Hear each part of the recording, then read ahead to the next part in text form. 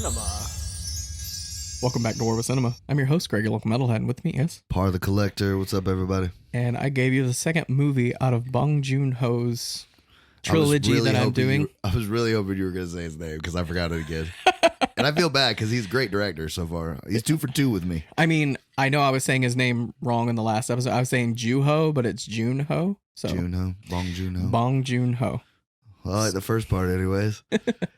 Snowpiercer. Snowpiercer.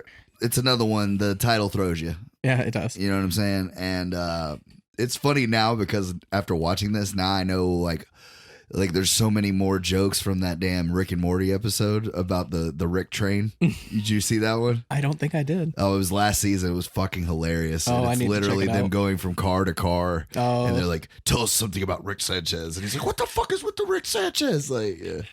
It's pretty funny. It's funny. But now it makes so much more sense. But yeah. I love those cultural phenomenons that like pay off when you watch something. Oh, I get it now. Oh, yeah. And then, I mean, you know, for me, that doesn't happen very often. Right. Because even if I don't enjoy it, I still usually know about it. Mm-hmm. But set the scenes for, or set the plot for you if you want. I told this story before, but the thing that got me into Bong Joon-ho was this movie. I was at Walmart looking at movies, and I saw Snowpiercer, and it just looks like a cover of a movie I would like.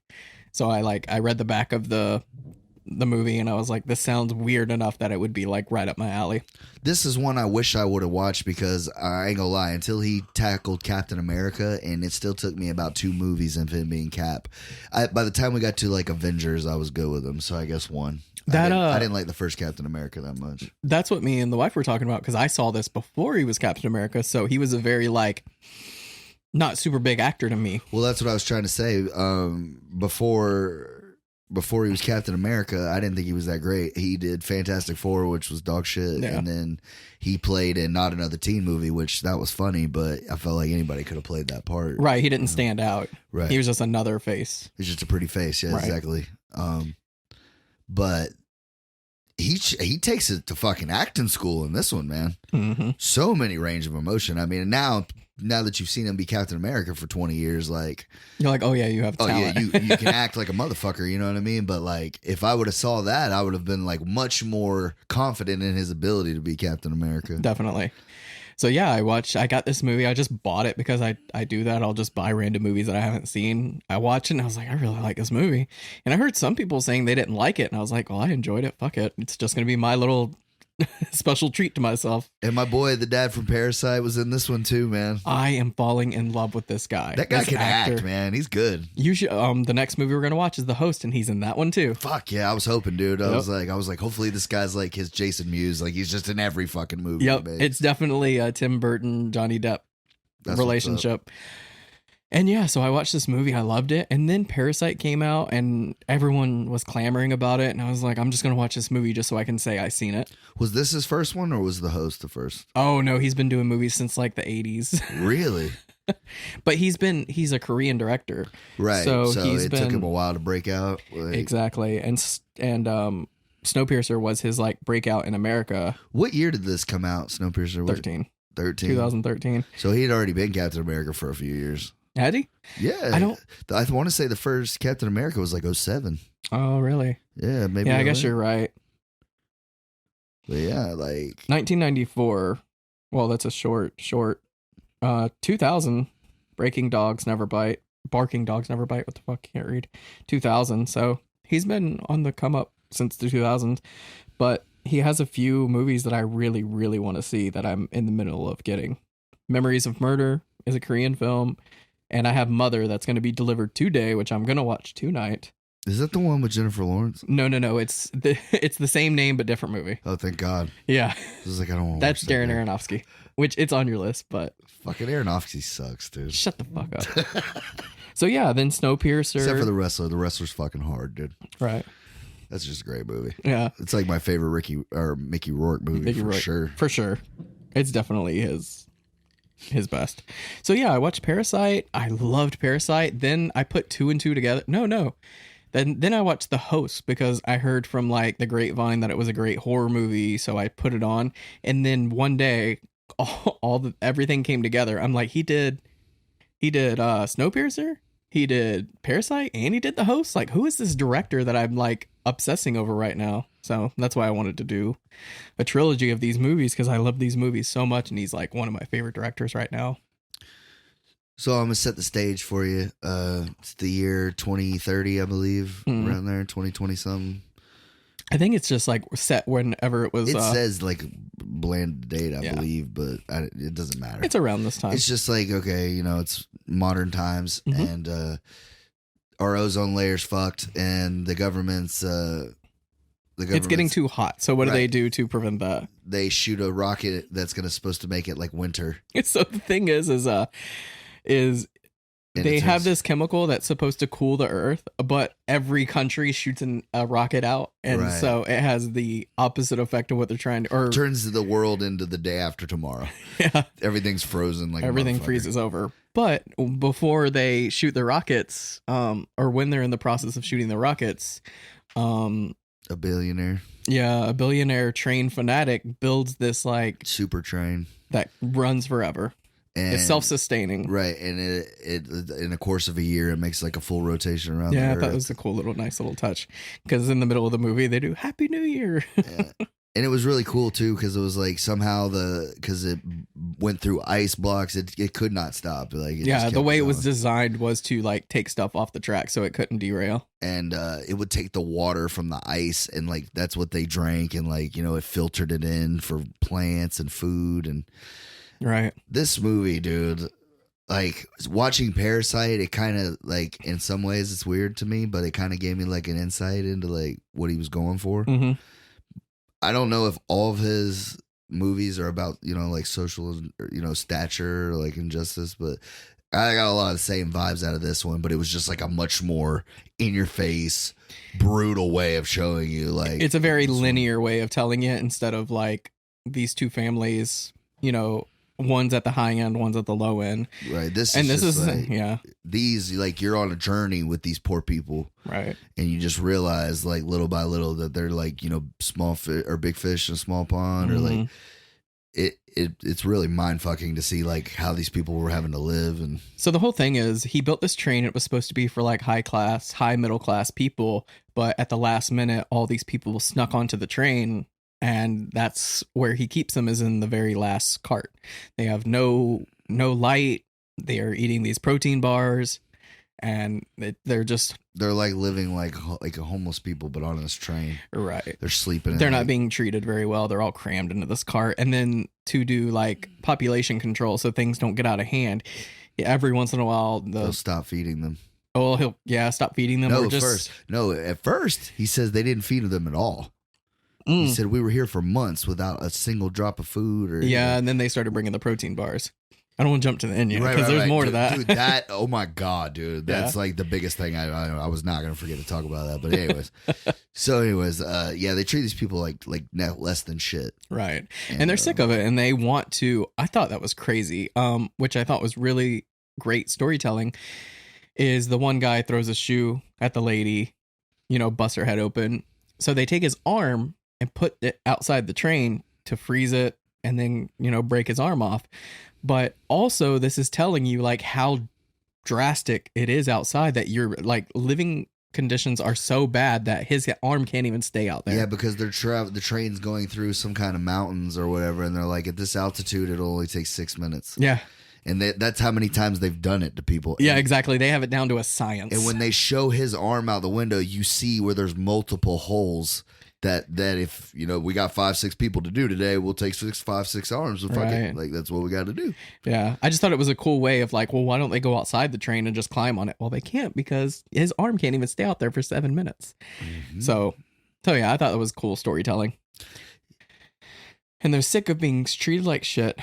So they devise this plan to get to the front of the train where all the rich people are. I don't know, man, but I got a real Holocausty vibe off this movie, dude. Yeah. Like, I just realized that right now. Like, it's super fucked up, because like the only people that come in, because like they have the front gates and they study these people, like they're just trying to learn their patterns so they can get out of this car.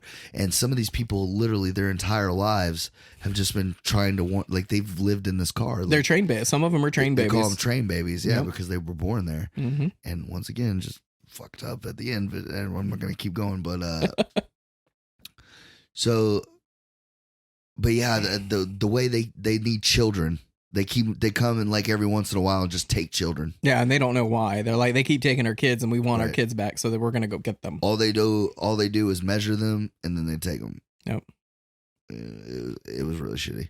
It is really shitty, but very, like you said, Holocaustian. Like, yeah, that's just keeping the vibe people I in got, this yeah. concentration Mhm. camp and just fucking do what you want. And like the one, they needed a violinist, so they asked, "Does anybody know how to play violin?" And he's like, "Me and my wife play violin." And he's like, they're looking at their teeth, looking at their hands, and he's like, "You'll do." He's like, "But my wife was first chair, I was second chair." He's like, "She's way better at playing violin." And he looked at her, and they're like, "We only need one." And they like kick her, Break her and he's hands. like, "Oh, I'm not going if you're not going to take her." And then they break her hands and fuck her up and take him, just like, "You ain't got a choice, bitch. You're coming." Mm-hmm. And you find around later on, that guy, you don't know if they're getting killed or what's happening to these people. They're experimenting on them. Great way of like I said, you really are going on a journey with these people. Yep. They literally start at the bottom and they work their way through this train. And it's just like, I don't know, man. It's a really cool movie because like you really don't know what to expect. Right. You don't know when the next cart's gonna hold.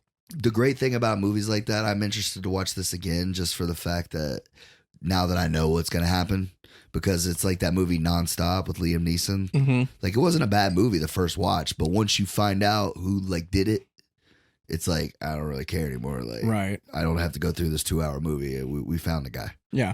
I will say this is a better watch second time around because I rewatched it for the podcast. And the first time I watched it, I didn't know what I was in store for until the end. I was like, wow, it was great. But now rewatching it, knowing what I'm in for, oh my God, it just like pays off even better. I love when I go into a movie, like I said, because most of the ones that you give me, I've never heard of, and that's why you give them to me. But when I go into a cold watch and I'm enjoying it so much that I am anticipating, like I'm like, oh fuck, what's gonna happen next, man? This shit's wild, So Chris Evans, his name in this movie is Curtis. His name's Curtis, Yep. and the little brother, or the guy that like he says is his brother, he takes care of him and stuff, is Edgar. Edgar. Yep, you're right. Edgar. And they've been living on the train, and first, before we go, can we just talk about how great Tilda Swinton is in this role? Oh, dude, she's amazing. It's probably what got her, because I'd seen her and stuff, little bits in here, but now she's like a leading lady. Oh yeah, pretty sure she's got like an Oscar or something. I think she won for The Help. She's a great actress, but it just this role in particular, it just like shows her fucking range. Tough lady. Oh yeah, toughest lady. Mm-hmm. Anyway, so they devise this plan. Oh, you're talking about Tilda Swinton? Yeah. No, yeah, that's the lady that plays the boss, the pit boss, like forget what they call him, but it's like the person that's in charge of the shit people, but they think they're like super important, like I guess middle management. Right. Is what you want to call her. Yeah.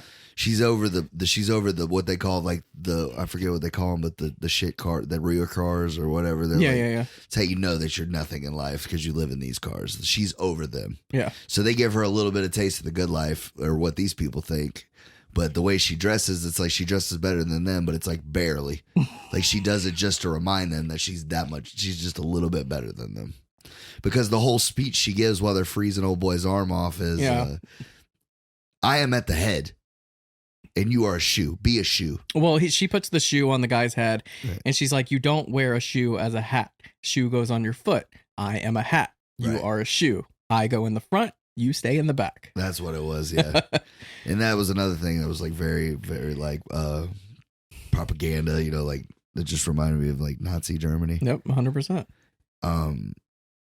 The guys that protect, that watch over, their little militia they all look like SWAT guys, Right. And then they find out that they don't have bullets. Old boy that plays in the Harry Potter movies, he's Ollivander, the guy that makes the wands. Yeah. I believe that's who he plays. I couldn't tell you. But he plays the old guy in this. Oh, right, yeah. He's in a bunch of shit. Like I don't know why I can't think of anything else right now. But he's a seasoned actor. He's great. Well, this dude's got like 2 hooks. He's got like no arms, like no legs. And but he's like the leader. He's like the elder, like kind of like the chief of the poor people. Yeah. And Chris Evans is like the strongest guy, you know. Yeah. He's old enough that he was 18 when he went on the train. Was it 18? I didn't think they gave an age. I know they've been on the train for 18 years, but I didn't know how old he was when he got on. No, because he tells the security guy. He tells him, he said, do you remember life off the train, or have you ever lived off the train? He's like, yeah, 26. He's like 18 years on the train, and like, I don't know. He does say it, but I just can't think of the number. But anyways, he's old enough that he remembers life before that. But Edgar, it was born on the train, and that's all he knows. Yeah. But Chris Evans kind of like looks out for him and keeps him like on the hope that like, I'm gonna get you through this. Like we're gonna get out of here one day. We're gonna get to the front of this train. We're gonna stop getting treated like this. Mm-hmm. Revolution. It starts. Curtis's revolution. So they build this big old, like, there's 4 security doors between their cars and the next level, which is where the security, like their break room and living quarters and shit like that. Right. And they built a thing out of like metal pipes and shit long enough that it would block the doors from closing, so they could get all the way through to where the guards stay. And then from there on, they could move out because their doors will open because other people come. It's another smart plot point in the story because they're building this contraption. And at first you're like, what is this like meant to do? Like, what are you doing with this thing? Right. And you show that it's to keep the doors from like closing. And it's like, oh, they've done this before. They've tried this before. And this is finally them like hatching out a plan that'll get through all these things. Yeah, because of, 20 years on the train, like, people have obviously got tired of living like this. Right. And they've tried to do something about it. Yeah, because even the guy in the front of the train says, like, they've tried many times before, but you're the first one that finally made it to the front. Yep. Spoilers, he makes it to the front of the train, obviously. Yeah. But yeah, so it would have been a long movie if he didn't, So him and all the strongest guys they have, and then the mom. Mm-hmm. That's who I was talking about. She played in The Help. She did a great job. Oh, yeah. Octavia Spencer. Octavia Spencer. She's a fantastic actress. She is. And she is like one of the best parts of this movie. Mm-hmm. I need to know that Korean guy's name, or at least his character's name. Song. I'm going to say his like Korean name because... Give me his character name because his fucking Korean name. Well, then you fucking read it because I cannot. I have my phone. I'll look it up. All right. Well, his Korean name is Kang Ho Song. Kang Ho Song. Yeah, and he was in. I'm just gonna call him Kang. While you look that up, I'm gonna talk about him for a little bit because he was in Parasite as the dad, and now he's the person that actually built the train. Okay, so he built the security. Right. So the first phase of the plan is to get to this guy's car because they keep people in like some kind of coma or something, don't they? That's what it looked like. They're in some kind of like sleep. Sleep, yeah, and they have to wake them up. And they have this. It's like a drug because they've been on this train for so long that like it's like industrial waste, but it's also a drug. Yeah. And I guess they use it to like bring them out of this whatever they got them in, It's like those damn smelling salts. Right. It's kind of like a barbarian version of that, but it's like made out of terrible things. Right.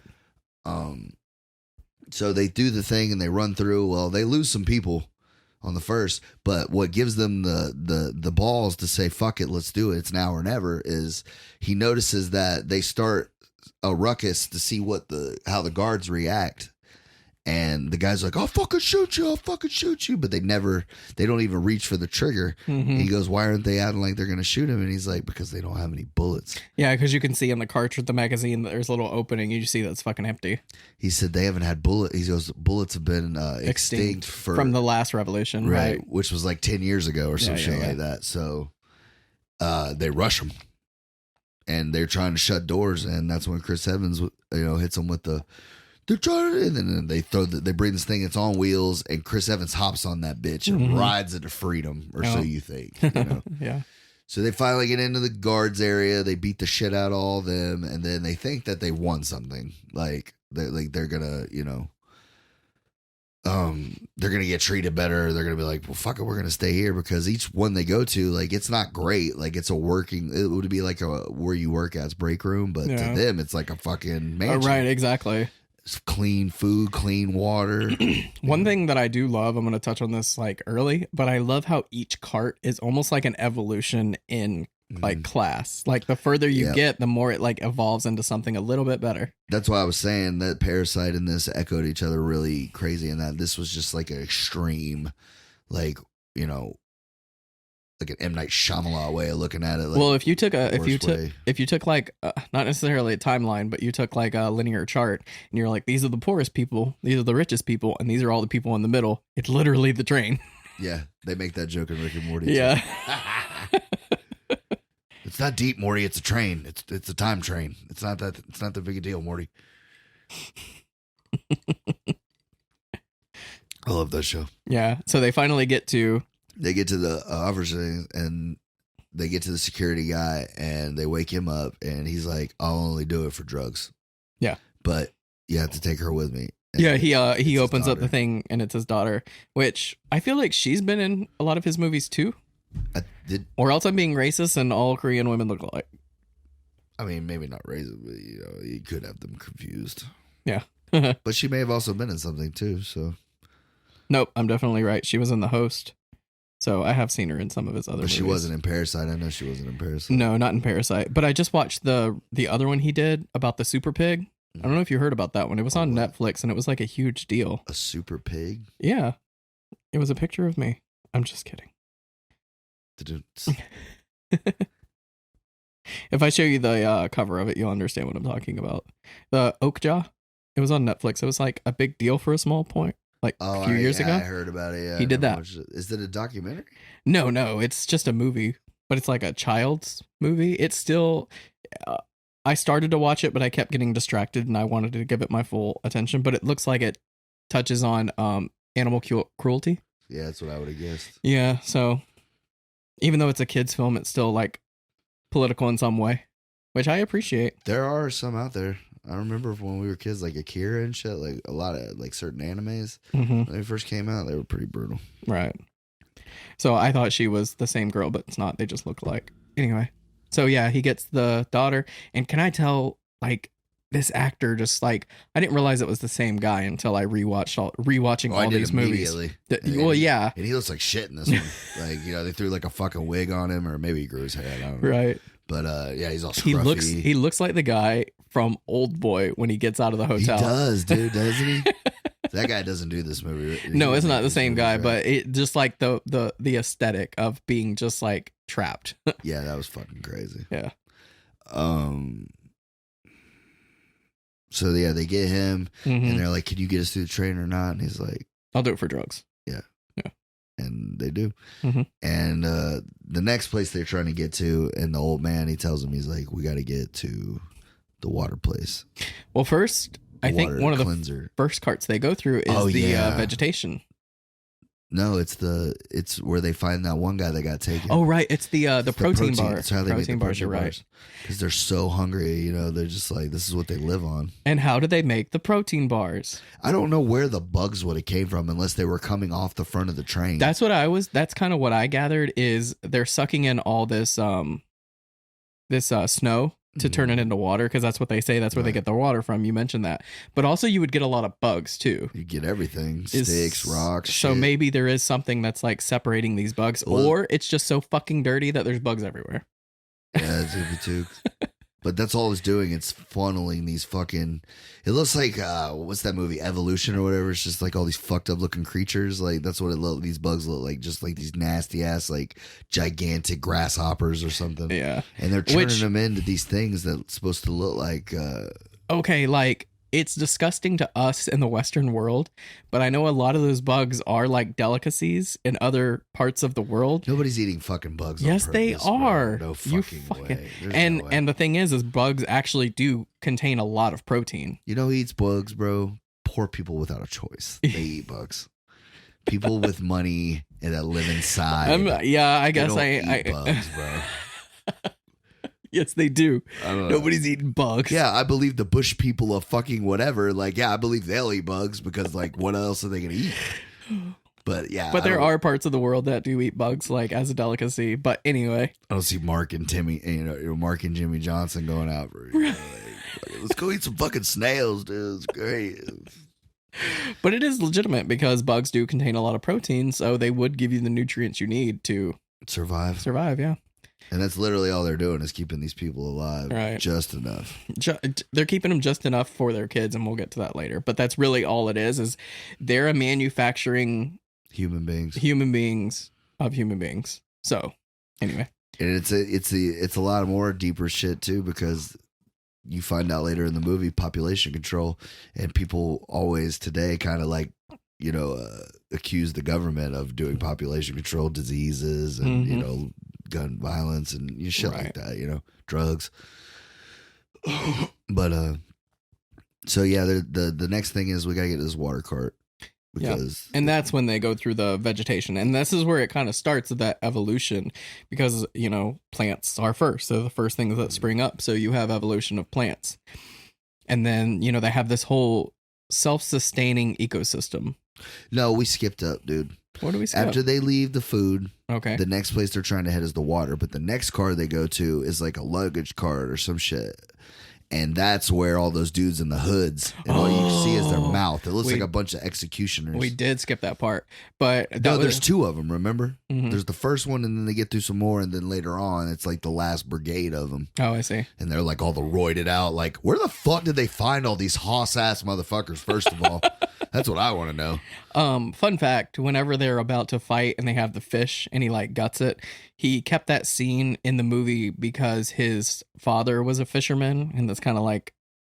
It harpens back to him being a fisherman, so it was kind of a shot for his dad, so that's why it's like in the movie. Yeah, I just wondered, like, maybe it was just like their way of saying like we're about to gut the fuck out of you. Yeah, I think that's what he was trying to say, but I think it's more personal for him, so it's like, because these guys, they want you to know that there's no bullets, because all these dudes are with like fucking meat cleavers and hatchets and chainsaws and all kinds of cool shit, and they all look like executioners. You know what I mean? The only thing you see is their mouth. Right. I love that part that they put the hoods on, because they're like faceless men. They're not meant to be like anybody. They are literally here just to kill you. They're just mindless thugs. Right.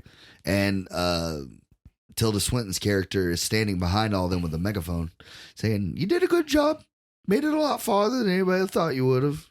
But it's time to give up now. Yeah. It's time to go back to the back." Precisely 74% of you are going to die. Yep. And then they fucking go at it. Which, you're like, why the fuck is that specific number? And you find out later. We'll get there. And it's a great fight scene. Very brutal. It's got like a Braveheart kind of vibe to it. Just watching people get chopped the fuck up. It's a lot more brutal than I remember it being. And let me just say, I was really surprised at how fucking brutal this movie was. Right. And let me say that the wife made a good point about him and his brutality, because even Parasite was brutal in moments. Well, yeah, but like to me, Parasite was like a surprise brutal. Right. Like other than the last like 15, 20 minutes, it's like, holy shit. But I like, she was saying how like some movies, it's all about brutality, and that's all you think about when you think about the movie is like how brutal it was. It's like, yeah, it was a gory movie, but there wasn't much plot. This one, the brutality is with like a purpose. Exactly. Is exactly what. And it doesn't stand out. It feels like it fits in the movie, and I just wanted to show like I do appreciate that. Right. It is brutal, but it's brutal, like I said, with a purpose, because you don't think of it like, oh my God, that was terrible. Like that fucking gave me a chill. It's like, it reminds you in a way that like you get the message. Mm-hmm. You know what I mean? Like you're taking what you're supposed to away from it. Right. You understand how serious this is of them not wanting them to get to the front of the train. And that's what I'm saying. And like I said, he did in Parasite, like he just did a real good job. Like every character in this feels like a real person. Right.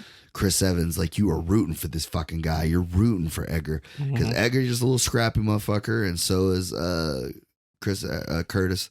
And the old man has a young kid with him, and that kid's a badass too. Mm-hmm. I forgot what his name was. But so they do all that, and they get Tilda Swinton. They kill everybody. Well, I love that the part that they, I mean, it doesn't I mean, to me, doesn't have any significance. I'm sure it has some significance, but they're going through a tunnel, a long ass tunnel, as the girl says, and they put on these fucking night vision goggles and just start going to town on these people. And they fucking call all the way to the back about getting fire so they can see. And you see this little kid like running through the back of the train with. And then the guy that got his arm fucking broke off. They took his son too. Mm-hmm. That's why he got his arm taken off, because they took his son and he tried fighting to get him back. And they like beat the shit out of him, and they took his arm. Mm-hmm. Because I guess that's what they do. And then the old man, him and Tilda Swinton, they've known each other since the whole time, since they speak for each group. Mm-hmm. And she's like, Mr. So-and-so, I haven't seen you in years. And what he's doing is he's going to stop the bleeding, because there's and then it shows you that all of them, like all the people. Yeah, there's like a group of them that are missing limbs, and it's like, we know how to take care of this. Let us have him make sure he lives through this. We know how to cauterize it, and we can save his life. Exactly. And he's like, we need to talk to Mr. Windsor or Winslow or something. It's a W. Willy Wonka. Something like that. Wilfred. Mr. Wilfred. Yeah. So, yeah, she says all that. Mr. Wilfred is not going to go for that. Mm-hmm. He's going to say, kill all of you. Yeah. You should just take what you want. We'll give you something or another, and you go on about, like, we'll forget this ever happened. And that's when...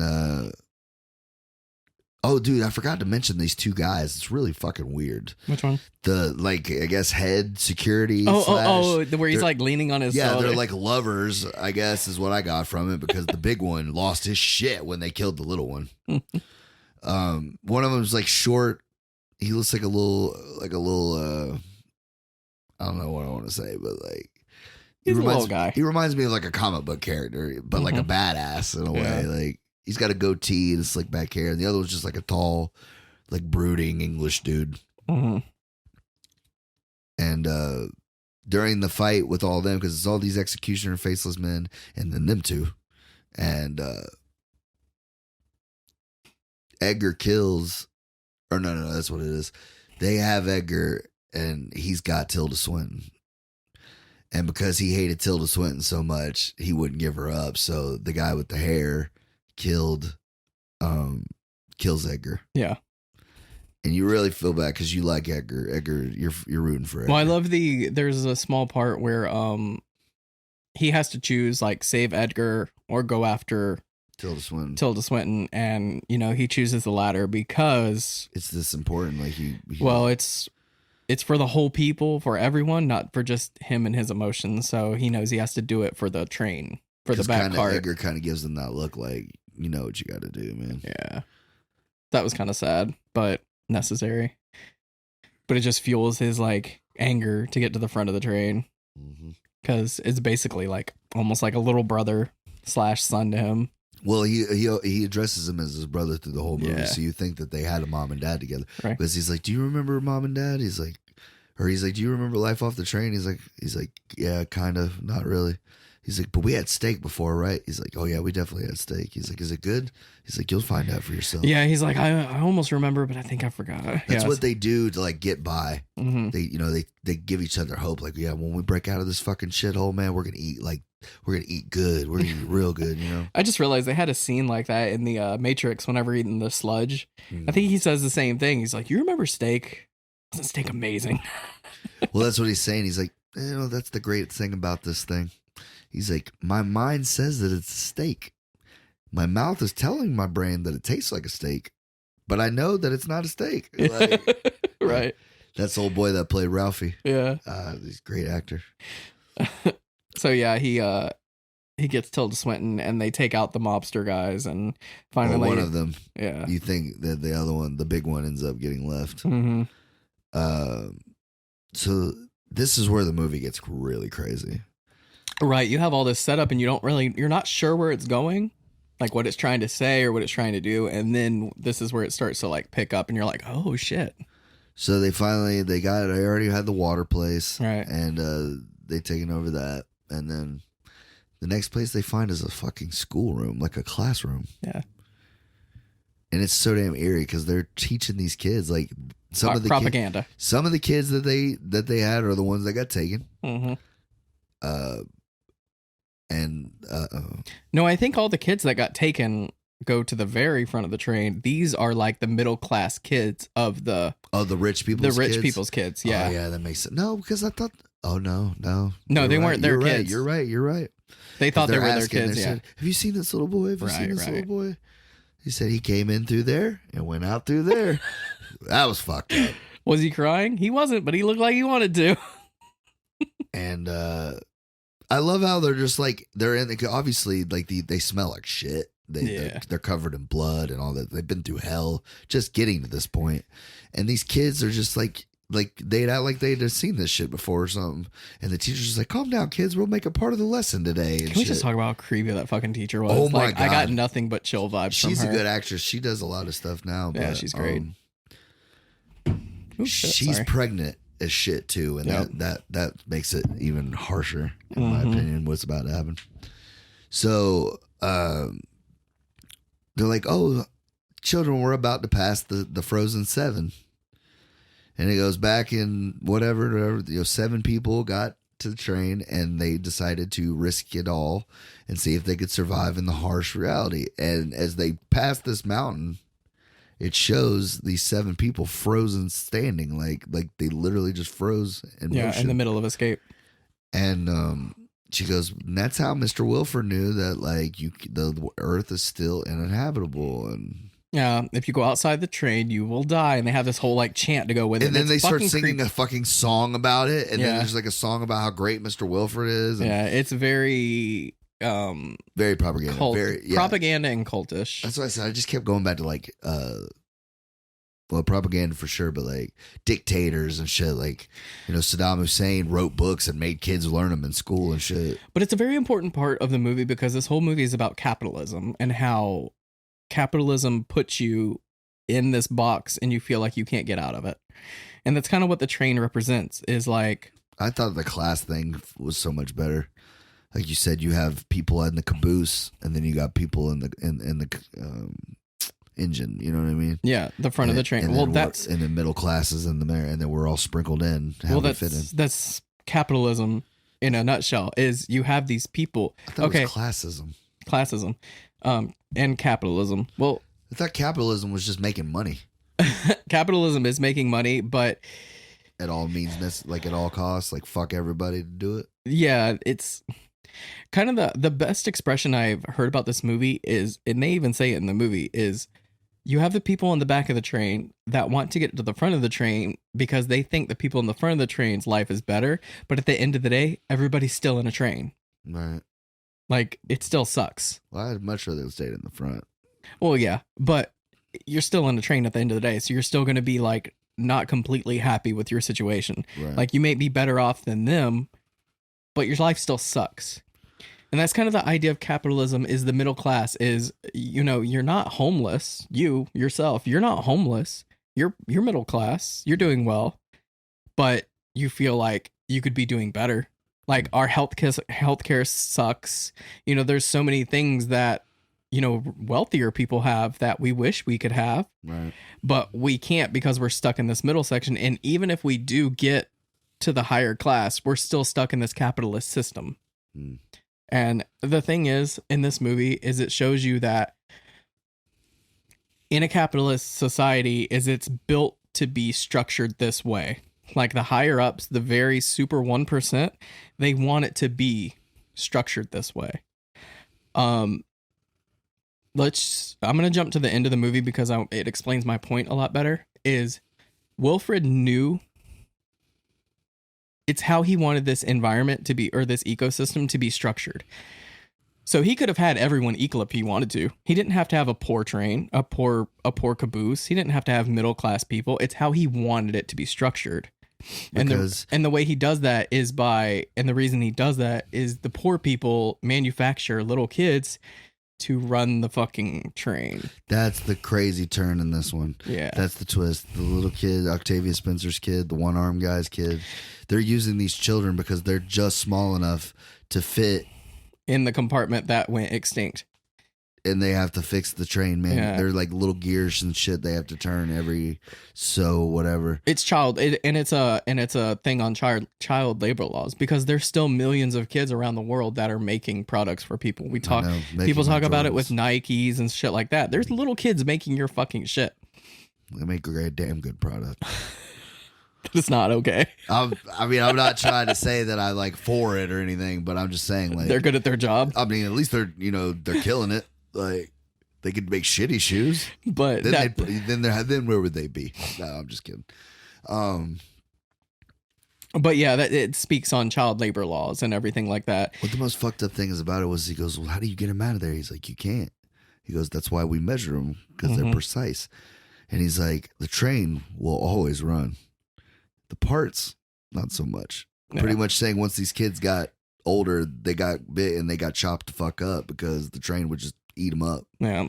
And it also shows how influential kids can be, because from a baby, if you're shown to do something, like you just accept that as life. So that little kid that comes out of the hole in the wall and then goes into the thing, like it's no issue, like it's another Monday. Yeah, because he's like, don't do it, you're gonna, because like that's all he was trained to do, was to fix this thing at all costs. Yep. And that's how influential little kids are, and that's why like child labor is a thing, because they're gonna listen to you, because that's all they know. Yeah. They don't know anything different but making a shoe. It's terrible. It's fucking awful, and I love that he spoke onto it. But we jump to the end because the middle parts are kind of like meh. It's just going through the classes. You have these people. I want to finish that scene though when they're in the classroom. Oh yeah. She explains the Frozen 7, and at this point she's like, "Would you like an apple or an egg? It's National Egg Day or whatever the fuck." And they go, and this creepy ass bald dude, could be a powder guy. Rolls through with all these fresh eggs, and they're giving each kid an egg, their own egg, and they're like, "Oh shit, these are real eggs," and like, and I love Bong Joon-ho. It's gonna touch on this. I love his like little sprinkles of humor, because you see her crack an egg on the kid's head. I don't know. It was just very like whatever, but it just made me giggle. But anyway.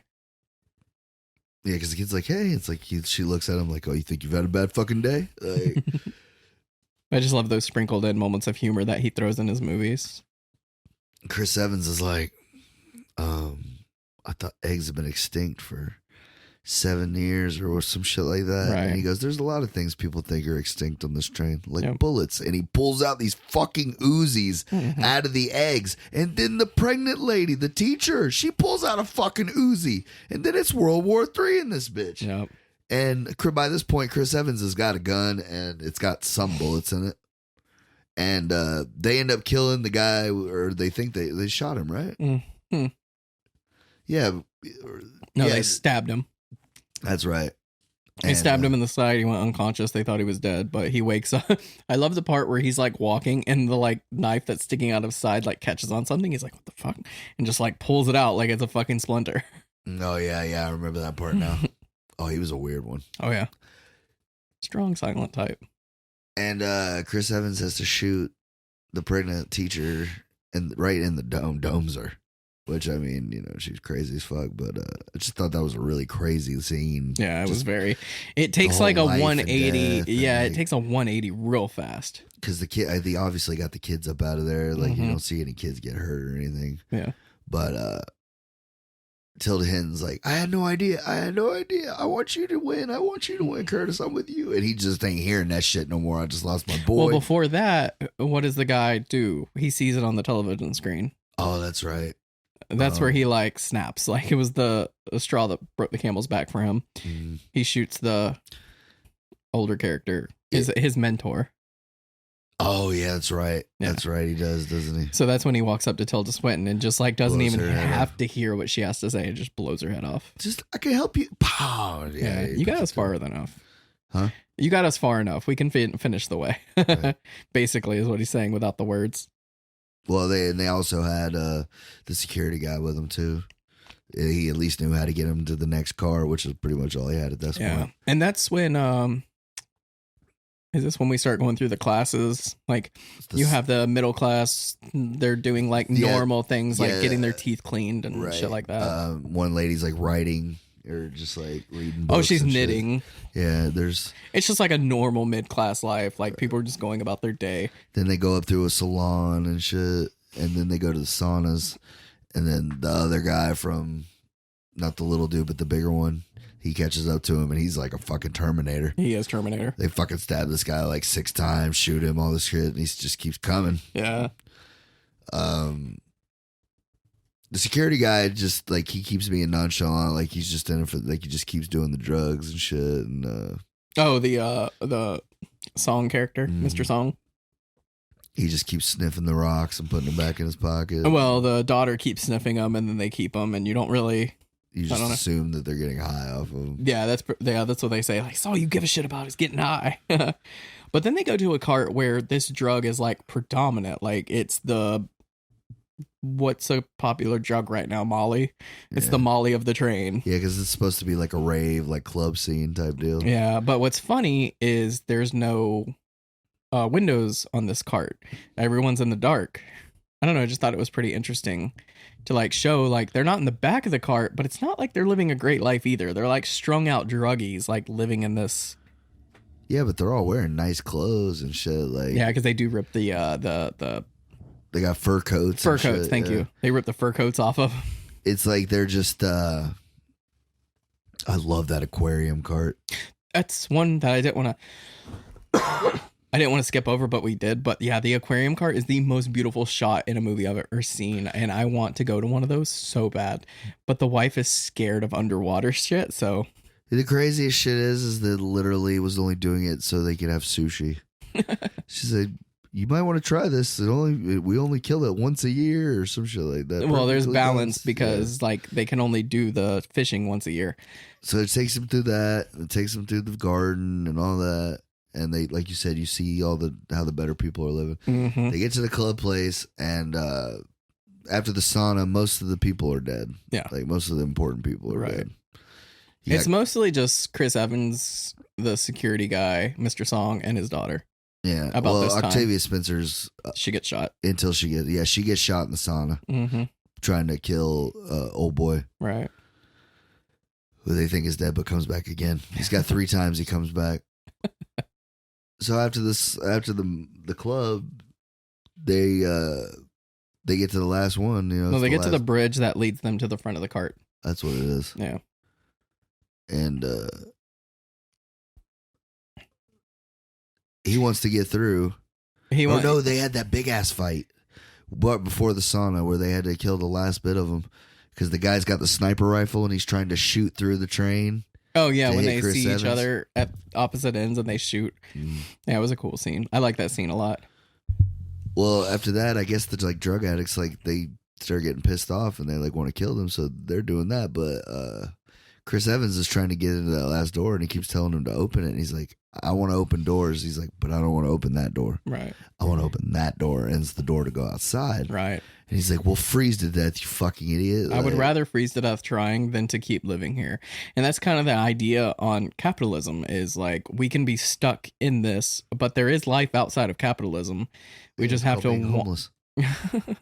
And that's the idea that they want to perpetuate is like, there is no life out of capitalism except homelessness. But he sees a way, a life outside of this train. It's like I said, it's a very like, you know what I'm saying? It's like yeah. Big brutal way of showing it to you. Exactly. Which is fantastic in this point. Right. And so that's what he wants to do. He wants to get out of this fucking train and go live his own life, his own way, on his own terms. With his daughter. So all the drugs that they've been collecting is actually a fucking bomb. Yeah. Because like, it's extremely flammable. He's like, "We can blow this fucking train apart." Right.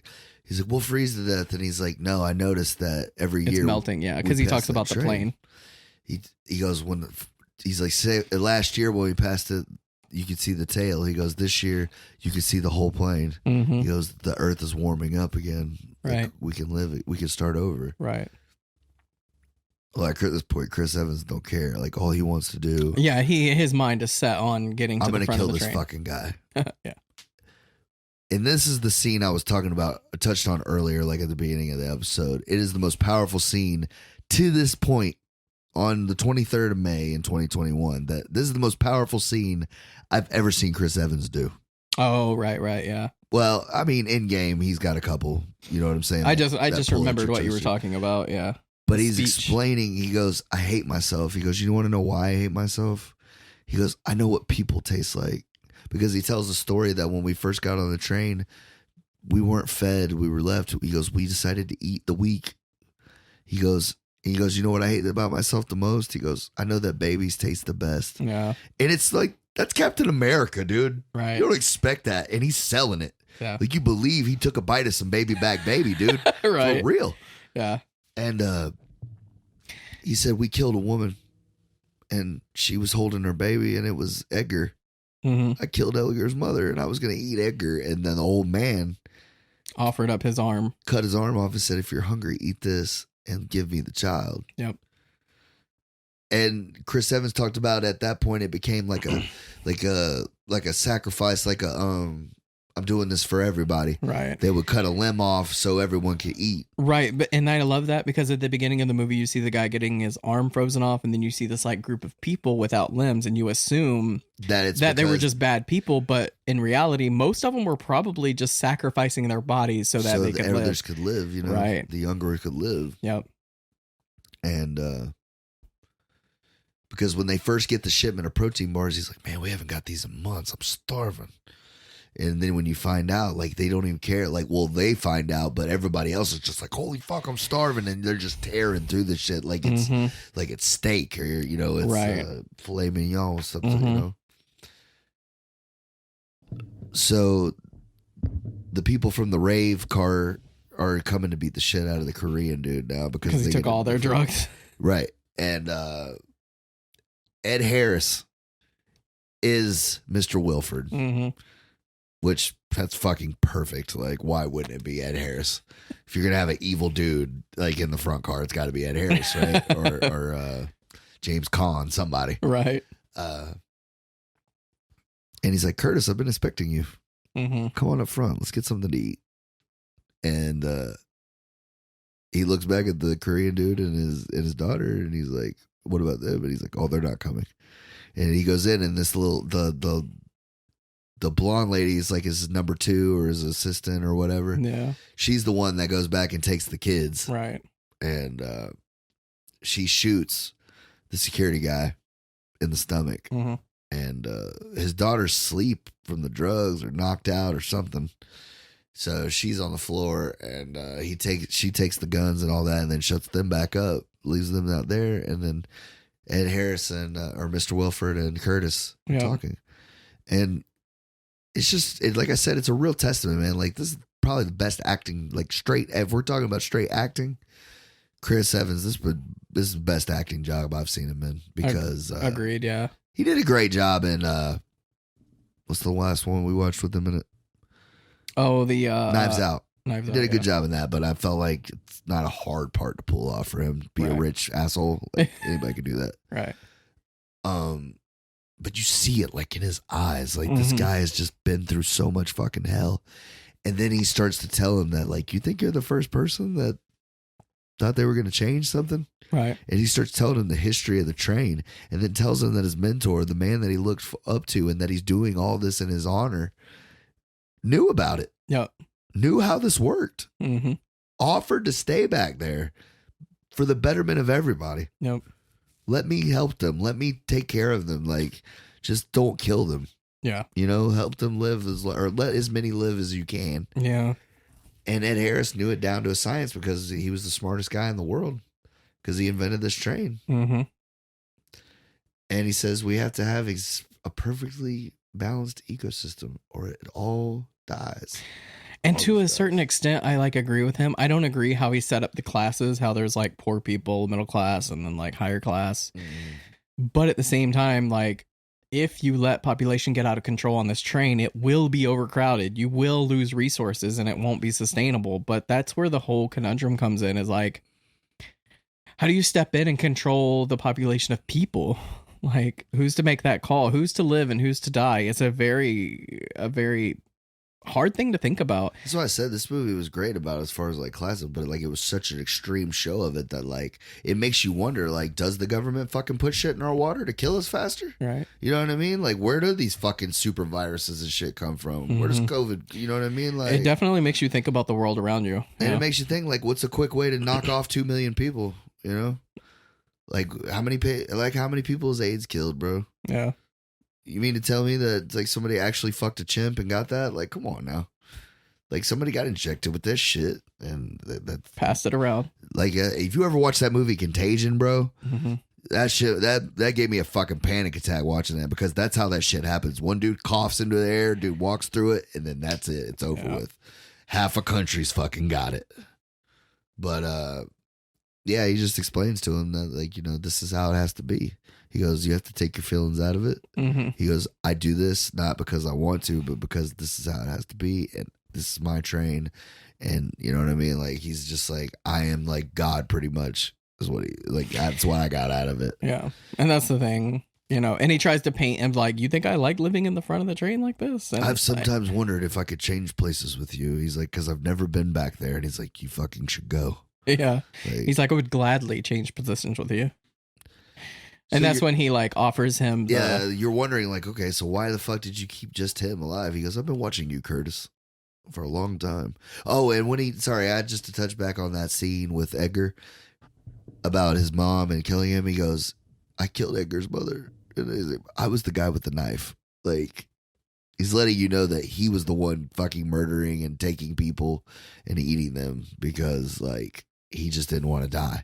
Well, there was this this one small scene whenever he's talking about eating people. He did like cut off a piece of his arm to feed to somebody. And since he hasn't sacrificed his whole arm, he doesn't feel like he's good enough to be a leader. He even makes the comment, like, he's like, how can I you be a tried. leader with 2 arms? He's like, I tried to help out. I tried to do that for everybody. He's like, I'm just a coward, you know? Yeah, because it does pay off. Well, I mean, the motherfucker needed 2 arms for this. For everything he did in this movie, he needed 2 arms. But that's why I thought that all the people with the chief, like with the old guy, that's why I thought that was so powerful, because it just showed that literally how much these people were in this together. Like, that's how much they cared for each other. That, yeah, bro, fuck it, you can eat my leg, dog, so we can both live. Like, Yeah, exactly. It just makes the overall message of this movie so much more powerful, I think. And so he offers him the job. You know, I'm getting old. I'm going to die soon. Like, I want you to run this train. He's like, you'd be the perfect person for it. Right. Well, then he finds out about the kids. Yeah. Because you can see he's kind of thinking about it. Yeah, he's like, you know what? A lot of what you're saying does make sense. Even though I fucking hate it. Like, yeah. That's what I was saying. It's one of those things, like, it sucks, but, you know. Yeah, because, like, at that point, why don't you just take eeny, meeny, miny, mo out back and just fucking shoot him? Right. You know what I mean? And that's why I said it's a brutal, but and even the violence, everything in it, like you said, it's brutal, but it's brutal for a purpose, and it does a great job of flushing out just like what he's trying to say. But that's what I hate is, like, okay, let's say we're getting overpopulated and we have a middle class and we have a lower class, aka like homeless people. Us as a society would be okay with taking out some of the homeless, but you wouldn't be okay with taking out some of the middle class, right? And, like, why does this person have more of a stake in their life than a homeless person? I don't know. This movie seems like a great, like, prelude to, like, The Purge. You know what I mean? And I think it's starting to catch on around this moment because of the whole COVID thing. Yeah. Because COVID feels like we're on this train. It does. It feels like they're trying to fucking kill us all. Honestly, though. I more so feel like we're just trapped and we can't get out, kind of thing. I don't know, man. It's just one of those things. Like, was it a real virus, like an accident or whatever? Just one of those things that happens, or that's the thing, man. China's got like a good percentage of the world's population. Yeah, and I mean, they lost a lot of people too. Like, everybody talks about how many Americans lost their lives. Fucking Chinese people lost lives too. Right. And the worst part is their government fucking lied to, like, you know, make it seem like, oh, it's not that bad over here. Yeah. But when out of 6 billion people in the world, when 2 of them live there, it's just tough. Yeah, and when the head scientist on it dies, like, suspiciously, I don't know, man. It's one of those things. We don't get political on here, but there is the things that. Well, this movie ties into what we're going that's through. What I'm saying. Yeah. And I mean, it would be impossible to say it, but without touching on it, but. That's what I love the most about this movie. It was just like it was his way of like showing you like wake the fuck up, people, but still enjoy this. You know what I mean? And that's what I love about his. That's why I'm becoming obsessed with his films. Is because I'm looking forward to The Host now. Yeah, like, I really want to watch it. Is he has something to say in his movies, but he doesn't beat you over the head with it. He just gives you a good story, and it's like, well, if you think about this a little bit, you realize how much this applies to your real life, and it's oh fuck. That's why I think the violence ties in so perfectly, because it's not like you said, it's not like a Michael Bay movie or whatever where you're just blowing motherfuckers away for the thrill of it. Right. It's to show you. You know what I mean? Mm-hmm. It serves a purpose to the story, and because when you go back and you think like, wow, it's crazy, he fucking stabbed the shit out of her, but it also makes you think like, if that's how you looked at someone you loved, like they were really just that big of a piece of shit, you know? Right, exactly. I don't know. It makes it like worth it. Like, I don't know. So Chris Evans has to make this choice. Like, does he keep on with the train as it is, or does he, stop everything? And, he takes the latter. He fucking puts his arm in the train. The security guy, he blows it up. He's fighting him off, and the daughter, he tells her to put the bomb on there. Well, before all that happens, he sticks his arm where that little kid is to stop the train, or to stop the gears so he can pull the kid out to save the kid, because in his eyes, saving this kid is more important than keeping the ecosystem alive on this train, and that's when the bomb goes off. That's right. Yeah. And everybody except for the daughter and the little boy, Octavia Spencer's boy, is alive. Right. Everyone else dies. That's it. The director has come from the director's mouth. These are the only two alive from this train, and a polar bear. Yeah, which I thought was like, of course there's a polar bear. So yeah, they get out of the train. Those two are the only ones alive, and they see a polar bear. What's your take on this scene? I think it's to show that there's still life out there, and that it's gonna be a long hello road. But if you do make a single to this, was there people that were finding a way to survive? Yeah. Because if they're the only two people left in the world, then it's an Adam and Eve situation. That's what I was thinking. Maybe he's touching on this was creation, or this is this is the new world that they're gonna create. You want to know what my score of it is? Yes. 8.7, dude. Damn, I'm giving you fucking home runners lately. Dude, you really have, man. This guy is, like I said, I'm excited about The Host now. He's one of my favorite directors right now, and I'm excited to go into his filmography. Like I said, I have Mother on its way, being delivered today. He was a very pleasant surprise. His movies have been to me. Right. That's why I started off with Parasite, because it's like creme de la creme. It's like what he's leading up to is his what do you call it? It's some of his best work. Right, yeah. Parasite. Yeah. And if we go backwards, we can see what he's working up to towards Parasite. Because I think Snowpiercer is a great movie, but I feel it's a little more heavy-handed than Parasite is. Not heavy-handed, but you see what he's trying to do more so. It's a much more extreme example of what he's going for. I feel like Parasite was more of a subtle. Because, like I said, there's the first half of Parasite, man, I'm rooting for that family. Exactly. And it's kind of showing how, people can be, kind of chameleon their way, can latch on to whatever to get by, to get what they want, to get what they need, And then by the end of the movie, it shows that, at the end of the day, we're all people. We're all could be that way, Exactly. Put in the wrong circumstance, we could all be animals. We could all be pieces of shits if it, and that's what this movie does. It shows you you think you're a fucking asshole. Would you eat a baby? You know what I mean? Right. And that's what I took out of it. Loved it. Loved Chris Evans, man. Got a much better appreciation for him as an actor. Like I said, he is Captain America in my book. Yeah, it's hard to watch it without seeing Captain America.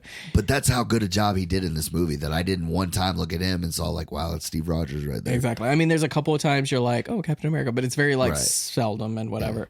Yeah. But it's usually only when he's beating the fuck out of somebody or something like that. Is fighting. Oh yeah, that's the Captain America move. Mine is a highly recommended. I can't recommend this movie enough, any of his movies enough, because he's one of the best working directors right now. He's up there with Quentin Tarantino and Christopher Nolan, which Christopher Nolan is meh right now to me. personally, in Did you my ever personal watch, opinion. Did you ever watch Dunkirk? Not yet. It's in my. I haven't either. I have it, but I haven't even watched seen it. Tenet, and I wanted to see that. I have it if you want me to do it, but I'm not gonna. It's not gonna be a pleasant movie for me because I got halfway through it and turned it off because I don't like it. Really? Yeah. See, I heard it was really good. It's high concept, no storyline. I feel like it's like Inception on acid or something. It's Inception without the characters. You know how you rooting for God damn it, DiCaprio. You become attached to DiCaprio and his Tom story and Hardy. everything. Yeah. There's none of that in Tenet. It's just nameless characters, faceless characters going through this motion. It's like it's all concept, no story. That's nuts. Yeah, so I wasn't a huge fan, but some people are into that. I'm sure I'll still give it a watch at some point. I mean, I have it if you want to borrow it. Yeah, for sure. Okay.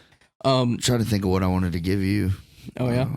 I gotta start fucking doing that shit. You should have never gave me the stack back, bro. Because I had 20 fucking movies for you that you could have just picked one out of that stack, and then you gave them back. I was gonna say, like, I've been watching these. What the fuck happened to these actors? And there's a lot of actors that went through that did movies that I haven't seen, and I'm like, I'm surprised I haven't seen that. Yeah, That's like Bruce Willis, Nicolas Cage, Val Kilmer. Mm. Oh! Thank you, Greg, for reminding yourself. Have you seen Bad Lieutenant with Nicolas Cage? No, we talked about it. We were gonna do that one. That's what Okay. you said. I didn't know if you've seen it or not. Yeah. Okay. Because it has Val Kilmer in it, and I was gonna pull up the list because I have like a small list of things that you said you wanted me to watch, but Yeah, do that. Let's see what we got. yeah, because a lot of them I have seen. By the way, can I just put out a to these big tech companies that have these applications? Please stop changing the layout. Like when I get used to a layout, they change it again, and I have to relearn the app. And as soon as I learn it, they change it again. Right. Please stop. Just leave it alone, because you're making me angry. Because I just pulled up Evernote. Because Big Tech cares about your concerns. Because Evernote, I just pulled it up and it changed the layout again. Oh, it did it to mine too. My Samsung notes. Fucking It did it to annoying. me. Death Wish remake. That's the one with Bruce Willis. I know you ain't gonna like that one. Ruthless People. Oh, that I might do. I actually started to watch Borat, but I didn't finish it, so I still haven't really seen Borat. A lot of these I've seen. Catch and Release. Out Cold. I might do Out Cold. That's pretty funny. Grown Ups 2. I don't want to watch Grown Ups 2. We don't have to do that one. I'll do that when you give me one I fucking hate. Predators. Oh, that's a good movie. I have it. I know. I watched it, but I didn't pay attention to it. It was kind of like on in the background. Running Scared. We should just redo one day. Because that's the lost episode that I messed up. I thought you got it put out. I thought you put it back Mm-mm. out. No. That was the one that we lost. Lost. Forever. Yeah. It's been so long that I probably could just re-review it. Reign of Fire. Empire. That's what I want you to do, bro. What? Reign of fucking Fire. Reign of Fire? Okay. McConaughey and Christian Bale. Your boy Christian Bale. I mean, it's a fucking dragon movie, so it's gonna be awesome. You're welcome. It's better than Dragonheart. Matthew McConaughey and Christian Bale. Like, how is this not going to be amazing?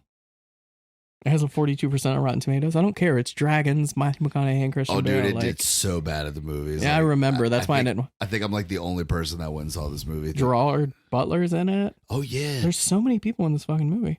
Yeah, I'm excited. So Reign of Fire. Okay, sounds like a plan. I have it on DVD if you need me to bring it to you. It's okay. No, I'll rent it. It's fine. Sure, bro. I feel bad. You boys rent them. Like They're like $2. I drive by here to get my kids from school. I could drop it off. Well, like, if you want to drop it off one day, then I'll bring. I'm off tomorrow. I'll bring it by after I take my kids to school. I'm off as well. All right. And then after that, we'll do the host. It'll be a wrap up of Bong Joon-ho's movies that I want to watch anyway. If you watch one of those other ones you hadn't seen and you like it, fucking throw it on there, man. Oh, if yeah. the host is good, if I like host, that's 3 for 3. I'll watch anything this guy does. Yeah. The only other ones I can think of is Mother and Mysteries of a Murder. Yeah, that's my rule, man. If they got 3 movies that I fuck with, that's my that director I fuck with. With them, yeah. Yep. I don't see that being a problem. because I love The Host. I was really excited about this because, like I said, I had last week off, and I was sitting around. I was like, you know what, I might as well just watch this movie. Mm-hmm. I got all this time, and I was gonna like do stuff around the house while I was on, go watch it, but like still try to be productive.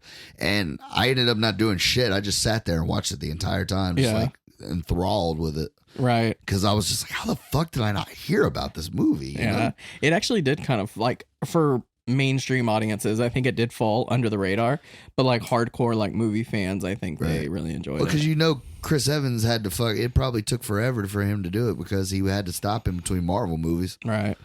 You know what's a good fucking Chris Evans movie I just thought of that I wish they'd have made a sequel for? Push. I didn't watch that. Oh my God, I'm putting that on your list. You better fucking write it down. It's so bad. Dude, yeah, get the list. I'm going to fucking put it on your list because I have to do all the work all the time. You should pull the ones we already did off though. Yeah, I should because it's hard to get through the paper. I like that movie. So I have brief news. What's up? Did you see the trailer for Carnage? I did. Does it not look fucking amazing? Dude, people are shitting on it, man. I think it looks fantastic. I mean, okay. They're just pissed because there's no fucking Spider-Man, dog. Like, at this point, like, Marvel, I feel like is doing too fucking much, dude. This next Tom Holland one is supposed to have every Spider-Man ever, every villain ever. I'm like, bro, I don't need all that. Like, I'm good. We just got Avengers Endgame. I know, they're getting too fucking excited. Like, oh, you like a little bit of that? We're going to give you all of it. At this point, I feel like y'all are just trying to keep motherfuckers' careers alive. Like, hey, Alfred Molina, you haven't done anything in 10 years. You want to be Dr. Octopus again? Like, I don't know. But I did like the beginning of the trailer where it's like jokingly making breakfast. That was kind of like stupid, silly. I didn't find it that funny. I just think it's crazy that Tom Hardy can do that voice and hold that deep, raspy shit as long as he can. Yeah, but there's a lot of because he's like, there's a lot of editing going in. But I like that it's his voice. Yeah, well, I mean, I didn't know that when I watched the movie, but when I watched the special commentary on it, and he's like, it says Eddie Brock / Venom, I was like, of course this fucking guy did Venom's voice. He did, yeah. Like I don't know why I didn't know that. Like Tom Hardy's not gonna do the fucking voice. Yeah. Tom, we got a great voice actor. He's got an amazing voice. I'm doing the voice. but you're doing Eddie Brock. Yeah, I'm doing Venom too. Right. Sorry, it's not in my contract. Yeah, I said I wouldn't do it. I wonder if he gets 2 paychecks for that. No, because he didn't get 2 for Legend. Oh, he didn't? No, they just paid him one big ass sum of money. Yeah. You can pretend it's for 2 people if you want. But like at the end of the day, it's supposed to be fun. It's a comic book movie. Just like get off your serious high horse and just learn to have fun with a movie. And I get it, unless it's a Zack Snyder directed fucking comic book movie. Like, yes, that is the point. You're supposed to have fun, and it's supposed to be about, Speaking of, have you seen the zombie one that he did just released like a couple of days ago? I've been working like crazy, but I did plan on watching it today or tomorrow. Yeah, I want to watch it too, but I'm getting Mother, so I'm gonna watch that. I love Zack Snyder. I'll watch anything he makes. He did do the what was it? One of his like first films. Yeah, Dawn of the Dead. Dawn of the Dead. I really liked that one. That was his first actual movie. Yeah, he'd done a bunch of music videos and shit before that. Right. Yeah. I did enjoy that. So I'm kind of looking forward to this. It's weird that he's going back to zombie movies, but oh well. Yeah, he said that he had this written for years, but he said it's not a sequel to Dawn of the Dead, but it's kind of like it's in that universe. Yeah. Is what he said. Interesting. Yeah, it came out Friday. Yeah, I know. I saw it on there and I was just like, I need to give this like a real watch. I haven't seen or heard anything on it. I'm sure the day it came out there was 35 YouTube reviews on it. I'm sure, but I try to stay away from that so it doesn't taint my view of the movie.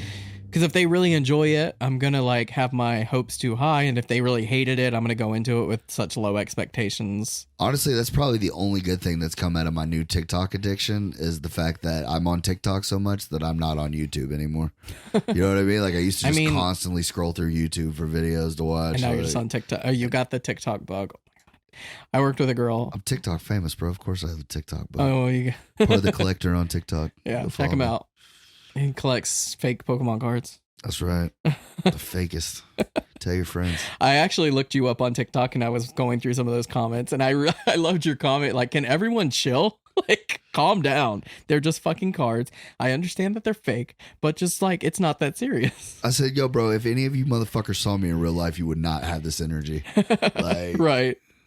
I don't know. It's pretty funny. It'd be one thing if I was like trying to make money and shit, but like, dude, literally just do this for fun with my son. Like, Yeah, and that's all that matters at the end of the day. That's the same reason we do this. Like, and that shit would have broke his heart if I showed him any of that shit. Like, you know what I mean? Like, I'm not gonna do that. yeah, but I think he's so young that like he can build a thick skin to it, so that when he does get older and start doing it, it's like, I don't give a shit. Fuck thick skin. I'll kill these fucking. No, you're not wrong. I'd be doing the same thing if it was my son. So My son wouldn't hurt a fly. So if you're being an asshole to him, you're just terrible. you are. You have the sweetest son. Like, he is way too polite. I know your wife was ready to take him. Your wife was ready to keep him and get rid of you. Right? He's just perfect. You just stay here with me. He's like annoyingly polite. Hey man, what you think I was gonna make ugly kids, bro? Of course my kids are good looking. What are you talking about? Of course they're adorable. Look at me, man. So well behaved. I was really proud of him because I mean, like the first time he got excited with the dog and everything, but he's made leaps and bounds as far as like, you know, how he does. He's a good kid. All of his teachers, everybody at that school loves him. Everybody loves Brody. We just love him so much. Yeah. I'm like, you're just a ham, dude. You're just a ham sandwich is what you are. I'll give the credit to your wife because I know you had nothing to do with that. Other than him coming out of my sack, yeah, you're pretty much right. Oh, I did a little bit of the work. So yeah, next week will be next week will be, what did you say? Rain of Fire. Rain of Fire. Rain of Fire. Fuck yeah, Rain of Fire. Hell yeah. All right, until then. Later.